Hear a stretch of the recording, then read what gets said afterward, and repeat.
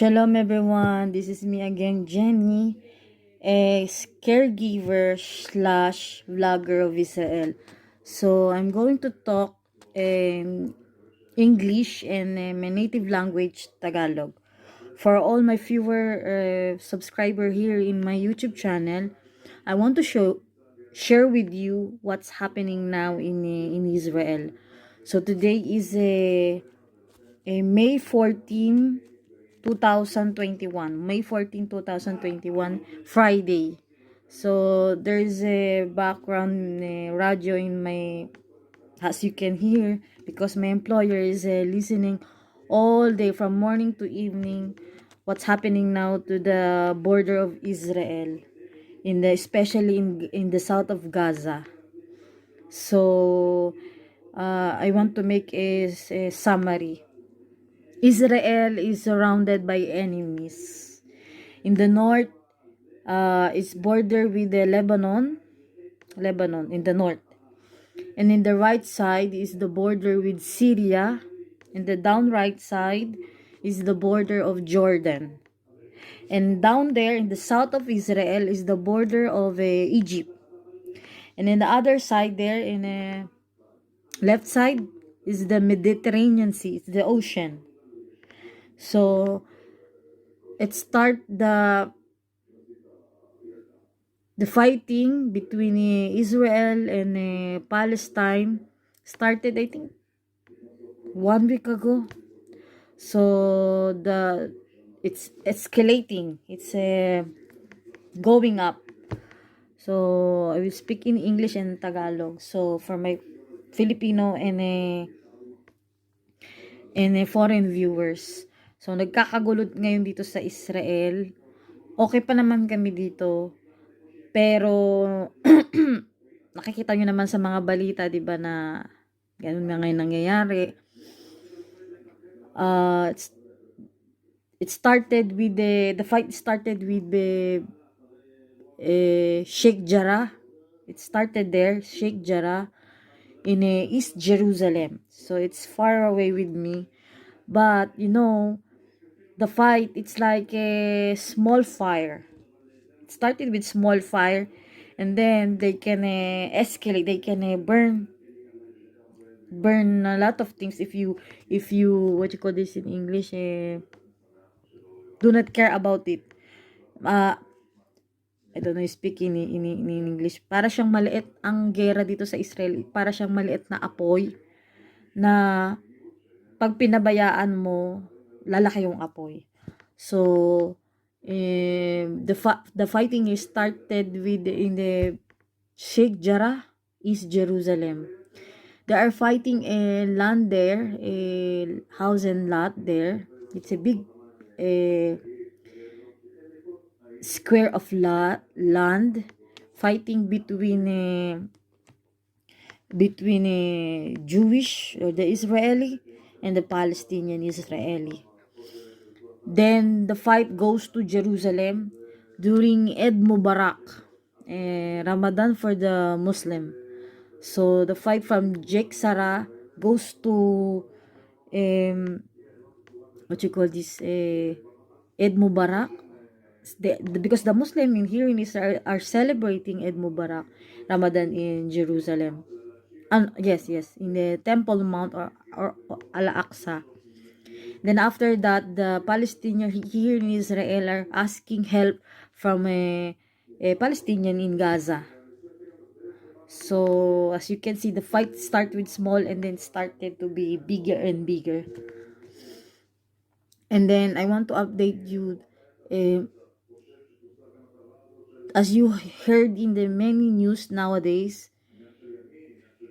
the Gaza sent missiles, I think 1,000 plus. I'm not sure exactly the number. It's more than 1,000 missiles rocket to Ashkelon. Gaza is a Palestinian territory. There's a lot of Israeli border police there in the border. So it's very dangerous place, napaka-delikado ng Gaza. Near Gaza, di ba ito yung Gaza? This is Gaza. Near Gaza is the Ashkelon. And 2 days ago, 3 days ago, one Indian caregiver was shot dead together with her employer in a what you call this, Ashkelon. And the her employer also shot dead with the missiles there. They was about to run in the bomb shelter, but unfortunately, they cannot reach the bomb shelter. I don't know why. And they're being killed. And then another 6 years old killed in Ashdod. The 6 years old Israeli child was hit by the missile in the house. And another is a Arab Israeli. The father, Arab Israeli, and the daughter, 16 years old, they ran towards the bomb shelter, but they didn't reach the bomb shelter. They was being hit by the missiles. They are dead. So another in I think Tel Aviv, another 63 years old woman was also killed by missiles. And in the Palestinian, I think 35 more than, I think they also dead in the part of Palestinian. So the fighting are escalating, goes rising. And then yesterday, I think evening, yes, evening, start the fight. The Lebanon in the north of Israel sent 3 missiles towards Israel, but unfortunately the 3 missile goes to ocean in the Mediterranean Sea. Thanks God. And then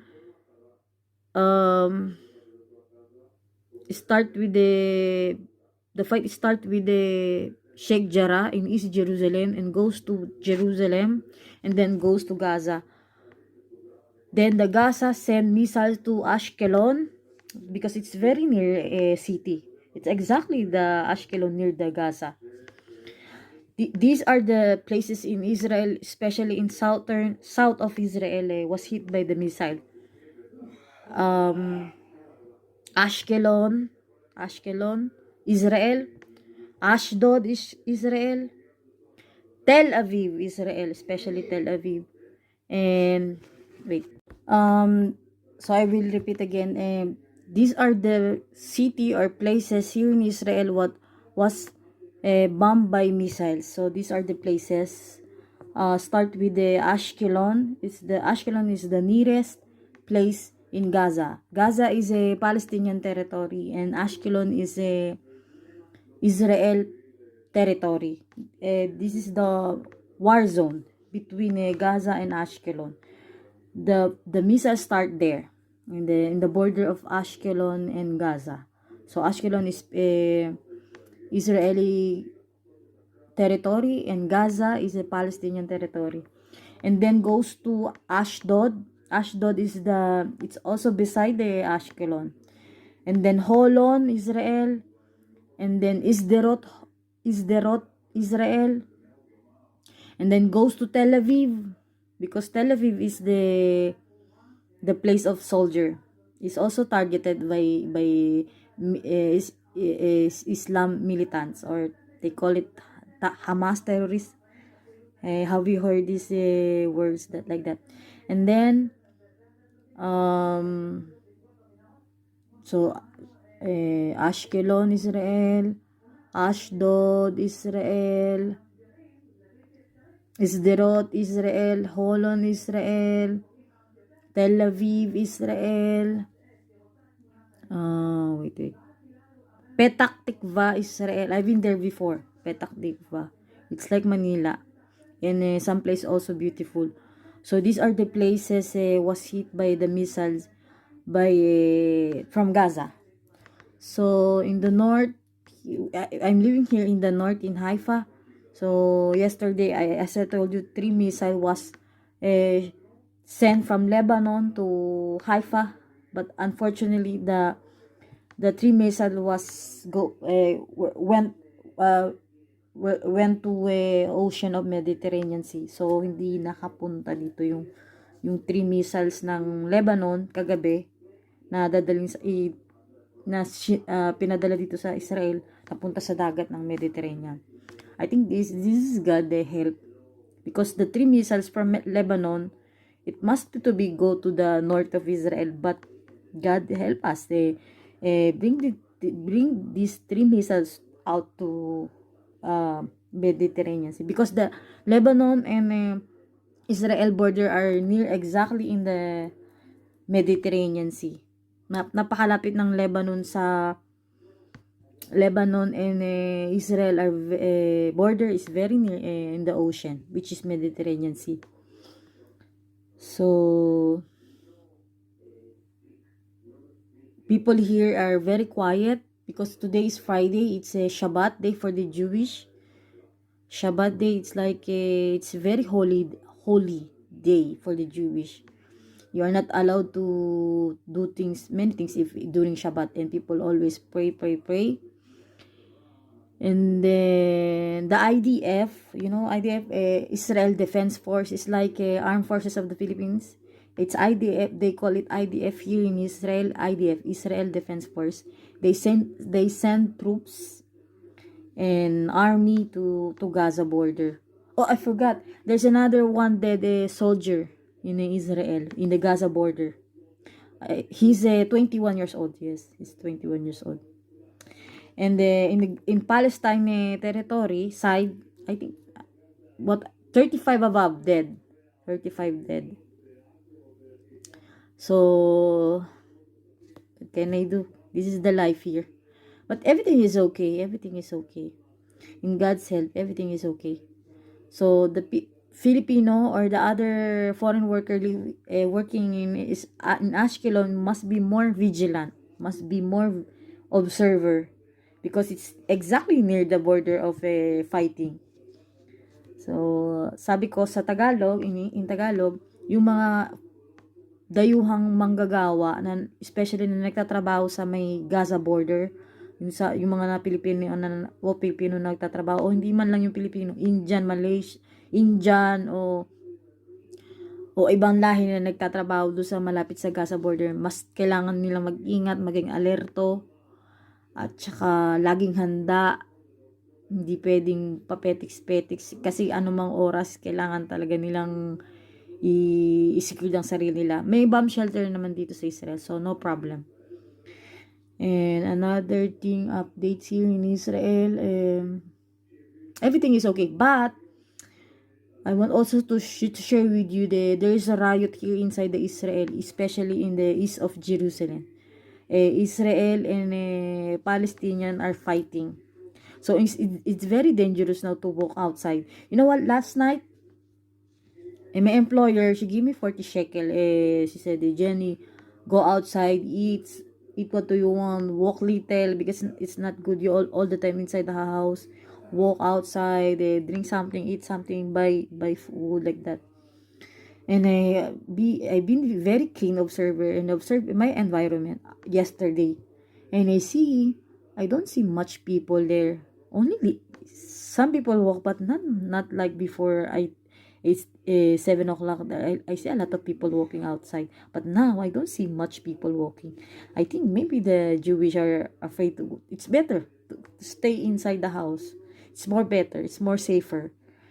So because here in Israel, it's not pure Jew living here. It's a multi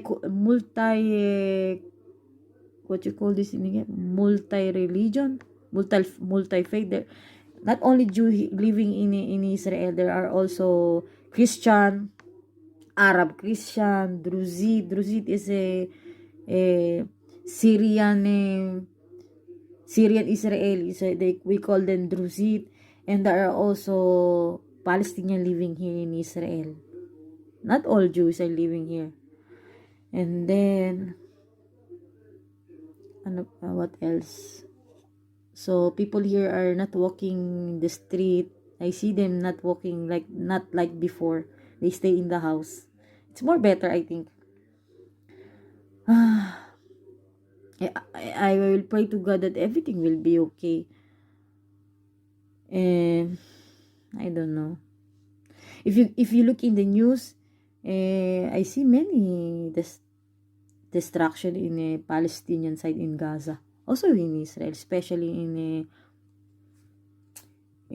Ashkelon and Ashdod and Petah Tikva and Isderot. Okay, tomorrow I will update you what's happening now here in Israel tomorrow. So I will make another video about this. And please, my friends here in YouTube, um, if you have question, suggestion, opinion, everything, you are free to send me message. Then the section down below, there you can see a comment section down below. You can write everything you want, opinion, everything, shout out everything. And if you're not yet subscribed on my channel, please click the subscribe button, the red button in the right side here down below. And if you like this video, you can give me a like, and if you don't like, you can give me a don't like that there. And please click the bell notification there in the subscription, so you are always updated in all my updates here in Israel. And another thing, I will make a blog about the bomb shelter of Israel, but now I cannot, but I will make it. I will make it to show you the what's look like the bomb shelter of Israel. So friends, I hope you like this video of mine, and stay safe, good night, and always pray to God. Everything is happened for a reason, and only God knows.